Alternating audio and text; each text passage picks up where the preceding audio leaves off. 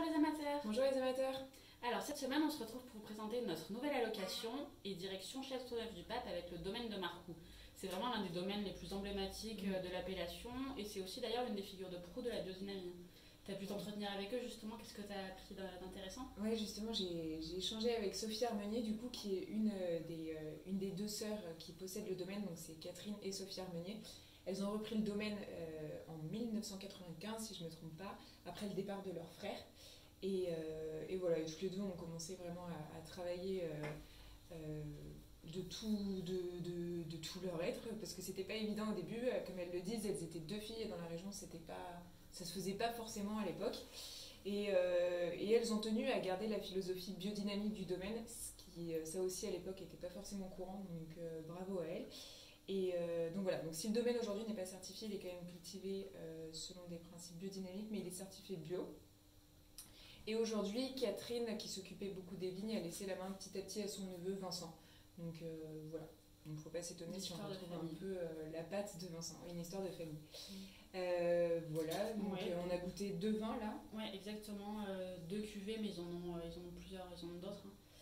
Donc là, il y avait la Laurentine 2017 et le grand vin du domaine, c'est donc le Châteauneuf-du-Pape 2017.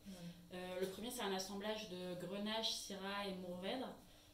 C'est un vin qui est vinifié en cuve et en barrique durant 1 an. Et voilà, donc c'est un vin qui est assez gourmand au nez, très fruité sur les fruits noirs. On disait cerise à l'eau de vie, c'est quand même, on sent que c'est un vin du sud d'emblée. Oui. Et on le sent aussi en bouche, hein. C'est vraiment un lyrac qui est assez puissant. Exactement, c'est massif. En bouche, il y a beaucoup de tanins, il y a aussi un gros volume. Et on sent que c'est un vin qui vient du sud. Hein. Ouais. Voilà. Et c'est clairement un vin qui peut se garder quelques années. Hein. Déjà, oui, je pense exactement. Et puis qui se dégustera avec une belle viande rouge, voire un plat en sauce. Oui. Voilà, et donc ensuite on passe sur le Châteauneuf-du-Pape. Et là, on est vraiment dans un registre différent. On est clairement un cran au-dessus pour ce qui est de la complexité, de la finesse. Le nez d'ailleurs est totalement différent, c'est fruité, mais il y a aussi des fruits rouges, tu disais cerises rouges plutôt. Oui, voilà, c'est ça. Et puis il y avait une complexité supplémentaire, on trouvait des notes de bois de santal par exemple. Exactement, d'encens, c'est vraiment plus complexe au nez et en bouche aussi. Et surtout, il y a des tanins vraiment d'une finesse et d'une souplesse qui sont vraiment agréables. Pas mal une belle profondeur, c'est un très joli vin et on sent qu'il a un potentiel de garde immense et ça donne vraiment envie de voir ce qu'il donnerait d'ici 10 voire 15 ans de garde. Vraiment, j'ai hâte de voir un peu les arômes évolutifs de ce vin. Je pense que ça va être un très grand vin de Châteauneuf. Voilà. En tout cas, on vous le recommande vraiment.